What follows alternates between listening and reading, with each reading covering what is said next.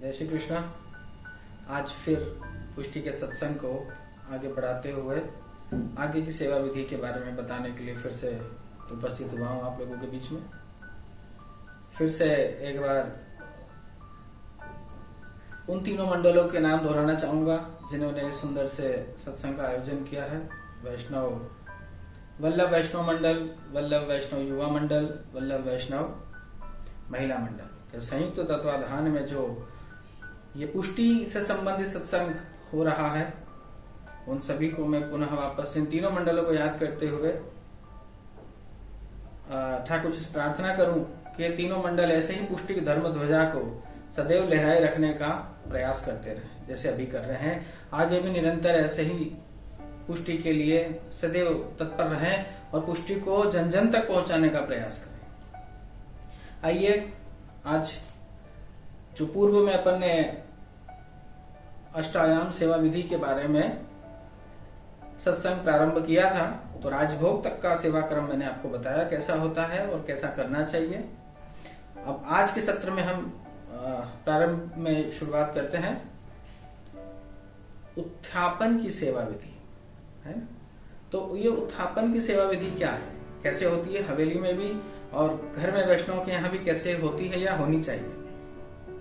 प्राय वैष्णव घर में तो सेवा जो है सुबह सुबह दोपहर में एक ही समय पे पूरी सेवा मंगला से शयन पर्यंत की हो जाती है। फिर भी उत्थापन का भाव जो है वो लाना तो पड़ेगा सेवा में।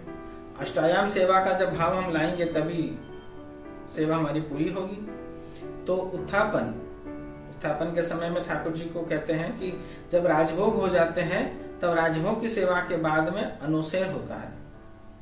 अनुसेर का अर्थ होता है अब प्रभु जो है अपने मित्र सखाओं के संग में या स्वामिनी जी के संग में निकुंज में विराज रहे हैं और कुछ समय के लिए प्रभु हमसे दूर होकर के ब्रज में जा रहे हैं।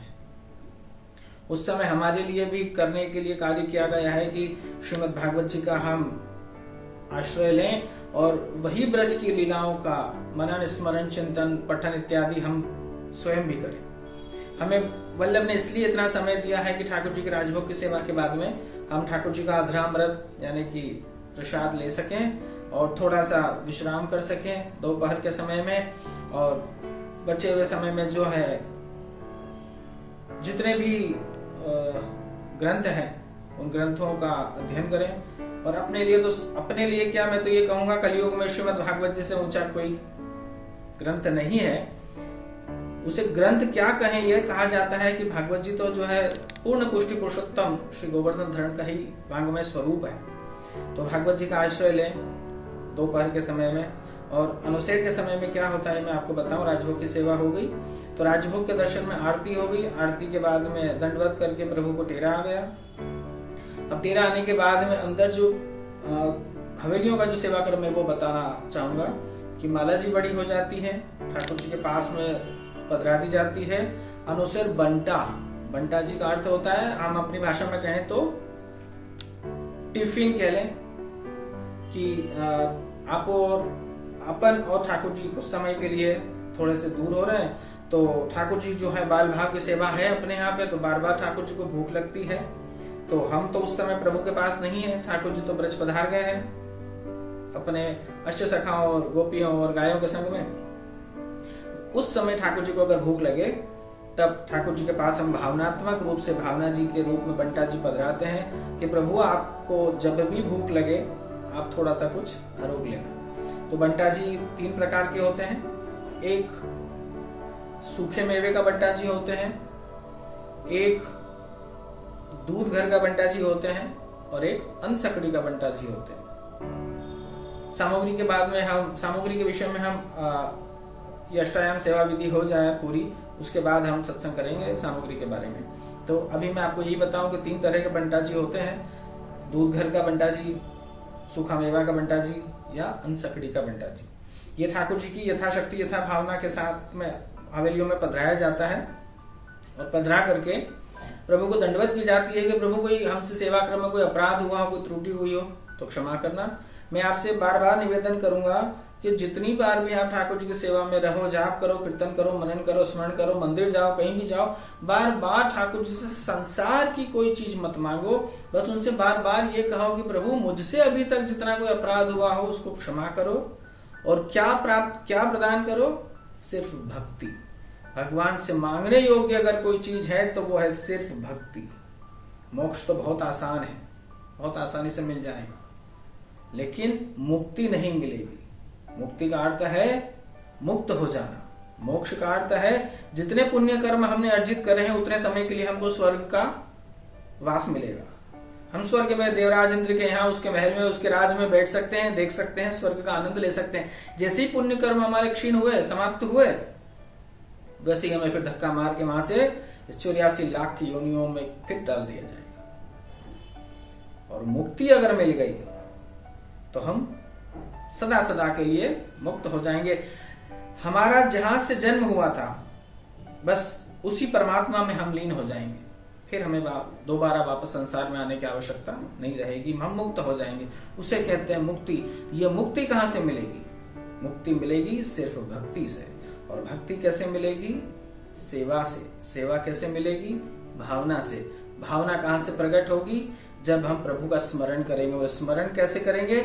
जब हम प्रभु की कोई लीला कथाओं को, प्रसंग को, भागवत जी का आश्रय हम लेंगे, भगवत गीता का आश्रय हम लेंगे, तब हमारे अंदर प्रभु मिलन की एक कामना जागेगी। जीवन में अगर प्राप्त करना है तो सिर्फ भगवान को प्राप्त करने के लिए ही मनुष्य को हमेशा कोई न कोई यत्न करना चाहिए, कोई जतन करना चाहिए जिससे कि मुझे भगवान की प्राप्ति हो जाए। मनुष्य जन्म का एक ही उद्देश्य है, सिर्फ प्रभु मिलन। जीवन तो यूं भी जा ही रहा है। भागवत जी कहती है आयु नश्यति पश्यताम प्रतिदिनम।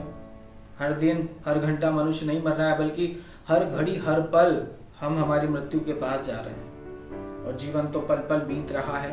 महाप्रभु श्री वल्लभाचार्य जी ने पुष्टि मार्ग हमें प्रदान करके, पुष्टि मार्ग में हमें स्थान देकर के हमें कृतार्थ किया है। आप और हम वैसे देखा जाए ना तो कलयुग के सब अधम अपराधी जीव हैं।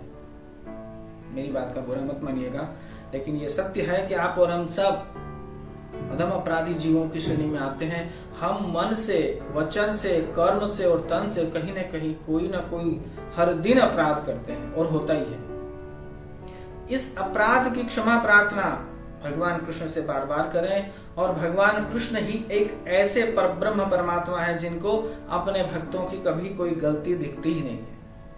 भगवान गीता जी में कह रहे हैं अपि चेत्सु दुराचारो भजते मामन्य भाग। अरे महापापी से महापापी, महादुराचारी से महादुराचारी जीवात्मा भी जब मेरा नाम स्मरण करना प्रारंभ करता है तो उसी समय वो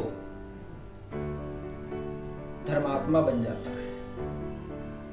और भगवान कहते हैं भक्त मेरो जहां पग धरे तहां धरूं मैं हाथ, पाछे पाछे मैं फिरूं कभी न छोड़ो साथ। आप और हम भगवान को क्या दे सकते हैं साथ? दो को हम कुछ नहीं दे सकते, एक तो गुरु और दूसरा भगवान। इन दो को आप और हम क्या दे सकते हैं? कुछ नहीं दे सकते साहब, कुछ नहीं दे सकते। अगर इनको कुछ देना है तो सिर्फ आप अपने जीवन का अमूल्य समय इन दोनों को दे दो। बाकी तो जीवन यही नश्वर काया है, यही छूट जाने हैं। सारे रिश्ते नाते सब यही छूट जाने हैं। पुष्टि मार्ग इतना सरल मार्ग है भगवत मिलन का और भगवत प्राप्ति का। वल्लभ की कृपा से हमें वो इतना सरल मार्ग मिला है जिसमें कोई बड़ा भारी यतन करने की आवश्यकता नहीं है। तप ध्यान समाधि की कोई आवश्यकता नहीं है, मंत्र जाप अनुष्ठान की कोई आवश्यकता नहीं है। सिर्फ प्रभु का स्मरण करने मात्र से ही हमें भगवान की प्राप्ति हो जाती है। तो उत्थापन का, दर्शन का भाव आपको बताऊं।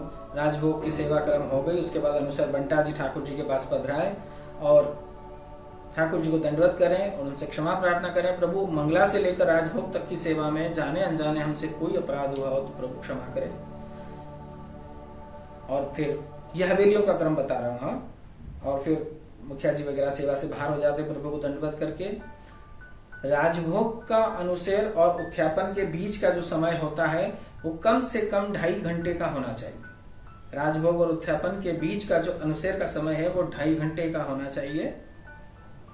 और शयन का जो अनुसेर है, शयन और मंगला जी के बीच का जो अनुसेर का जो क्रम है उसमें 4 घंटे आवश्यक रूप से होना चाहिए। ज्यादा हो जाए तो चले, मिनिमम कम से कम शयन से मंगला का अनुच्छेद 4 घंटे का होना चाहिए कम से कम, और उत्थापन से राजभोग से उत्थापन के बीच का समय होना चाहिए 2.5 घंटा। और वैष्णव के घर में तो राजभोग की भावनात्मक आप लोग सेवा करते हैं और सेवा के तुरंत बाद यही क्रम आपको दोहराना चाहिए। हवेलियों में जो अनुच्छेद हो जाता है उसके बाद फिर शंखनाद या घंटानाद होते हैं, फिर उत्थापन की सेवा होती है। उत्थापन में प्राय क्या होता है, प्रभु बिना माला जी के विराजते हैं, अनुच्छेद का जो बंटा जी हमने पधराया है वो हट जाता है, उसको हटा दिया जाता है, खाली कर दिया जाता है। उत्थापन में जो है ठाकुर जी की नवीन यमुना जल से झारी जी भरकर पधराई जाती है और तेरा आ जाता है, यानी दर्शन बंद हो जाता है। अब दूसरा क्रम होता है जिसे कहते हैं भोग। तो भोग में जो है ठाकुर जी को सूखा मेवा और गीला मेवा इत्यादि धराया जाता है, उसमें भी झारी जी पुनः भरी जाती है। और भोग के दर्शन में प्रभु को सुंदर थाग वाली माला जी धराई जाती है। फूलों की माला जो उतारी गई थी राजभोग के बाद, उत्थापन में भी माला जी नहीं होती है और भोग के दर्शन में प्रभु को माला जी धराई जाती है। तो इस वाले सत्संग में मैंने आपको 2 दर्शन के बारे में बताया, उत्थापन में क्या होता है और वैष्णव को भी क्या करना चाहिए, और भोग के जो दर्शन है उस भोग में भी ठाकुर जी भोग आरोपते हैं अंदर, विशेष रूप से फल का भोग ठाकुर जी भोग के दर्शन में ही आरोपते हैं। और आपको भाव अगर मैं बताऊं तो उत्थापन का जो भाव है वो ब्रज के वन यानी जंगलों का ही भाव है। प्रभु गाय चराने जाते हैं और प्रभु थक से जाते हैं तो ग्वाल बालों की गोदी में ही प्रभु सर रख करके अपना श्रीमस्तक रख करके सो जाते हैं। समय व्यतीत होता चला जाता है, ग्वाल बाल प्रभु को निहारते रहते हैं, प्रभु सोए हैं, मानव सी लीला कर रहे हैं प्रभु। तो हमारे आनंद नंद कंदन प्रभु सो रहे हैं, पौड़े हुए हैं गोदी में। तो उत्थापन के समय में ग्वाल बाल प्रभु को जगाते हैं कि कन्हैया उठो, संध्या बेला होने को आई है, वापिस गायों को लेकर के अब वापस अपने अपने घरों को जाना है। तो ठाकुर जी को ग्वाल बाल उठाते हैं, जगाते हैं और यमुना जी बह रही है, उसी में से यमुना जल की झारी जी भर करके प्रभु को जल पिलाते हैं। ये ग्वाल बाल की भावना की सेवा है उत्थापन की। और प्रभु के लिए सुंदर सी माला जी तैयार करते हैं और वो भोग में धराते हैं। भोग का जो दर्शन है, जो भाव है, उसमें धराई जाती है ग्वाल बालों के भाव से माला जी। और ग्वाल बाल जो है वन उपवन में से, गिरिराज जी की तरहटी में से, श्री यमुना जी के तट पर जो सुंदर सुंदर वृक्ष लताएं झूम रही है, उनमें से सुंदर सुंदर फल तोड़ करके प्रभु के लिए लेकर के आते हैं ग्वाल बाल, और उसको सुधार करके मतलब संवार करके सुंदर सा छबड़ी में पत्ते के ऊपर बिछा करके वो फल प्रभु को अर्पण करते हैं। ये ग्वाल भाव की सेवा है उत्थापन की और भोग की। और जो फल धराना अति आवश्यक कहा गया है भोग में, तो ये ग्वाल बाल की भावना से ठाकुर जी फल आरोपते हैं। और श्री यमुना जी की एक सहचरी है जिनका नाम है पुलिंदिनी, तो पुलिंदिनी जी के भाव से भी ठाकुर जी को फल का भोग अवश्य धराया जाता है। आपको मैंने 2 दर्शन की भावना के बारे में बताया, अब आगे 2 दर्शन और रह गए हैं। तो आगे के सत्संग में मैं आपसे उन 2 दर्शन की भावना के विषय में चर्चा करूंगा। आज के सत्संग को हम यही उत्थापन और भोग के दर्शन में होने वाले सेवा क्रम, सेवा विधि को मैंने आपको बताया।